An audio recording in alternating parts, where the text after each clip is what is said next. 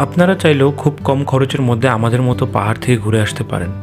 জনপ্রতি মাত্র 950 টাকা দিয়ে পাহাড়ে থাকা, খাওয়া, রাতে বারবিকিউ, ক্যাম্পিং ইচ্ছা করলে আপনি করতে পারেন মিরিঞ্জা ভ্যালিতে।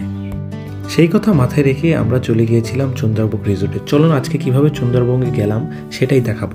ঢাকা টু চিটাগাং যে মেইল ট্রেনটি আছে সেটাতে আমরা জনপ্রতি 300 টাকা করে ঢাকা টু চট্টগ্রামে টিকিট কেটে ফেলি। যেহেতু এটা মেইল ট্রেন, আমাদের সকাল সকাল পৌঁছানোর কথা, কিন্তু এই ট্রেনটি আমাদের খুব লেট করিয়ে দেয়।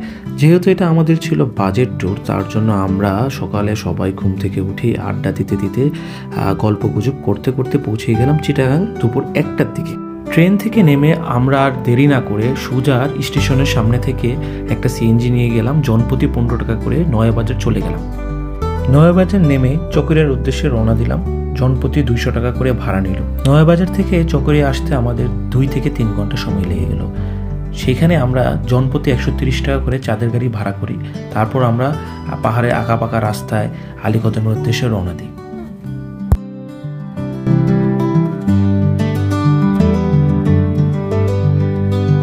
আমাদের পৌঁছাতে পৌঁছাতে রাত হয়ে গেল। রাতের পর আমরা খাওয়া দাওয়া শেষ করে একটা বড় ভাইকে পাই। তাদের একটা টিম থাকে গান বাজনার, তাদের সাথেও আমরা যুক্ত হয়ে যাই রাতের গান বাজনায়।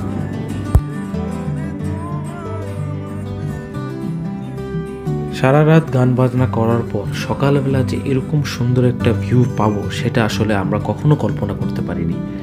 আল্লাহ তাআলার সৃষ্টি যে কত সুন্দর, আসলে আপনি পাহাড়ে না গেলে সেই সৃষ্টিটা উপভোগ করতে পারবেন না।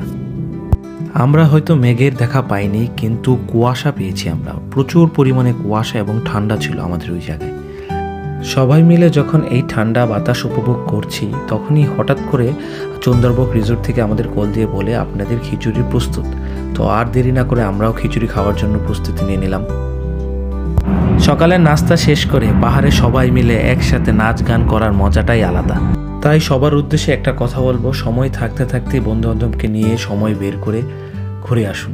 হয়তো একটা সময় টাকা থাকবে, সময় থাকবে না, হয়তো একটা সময় টাকা থাকবে, সময় থাকবে না। তাই যতটুকু সময় পারেন বন্ধু বান্ধব মিলে প্ল্যান করে ঘুরে আসুন যে কোনো জায়গায়, যেখানে আপনাদের মন শান্তি করবে।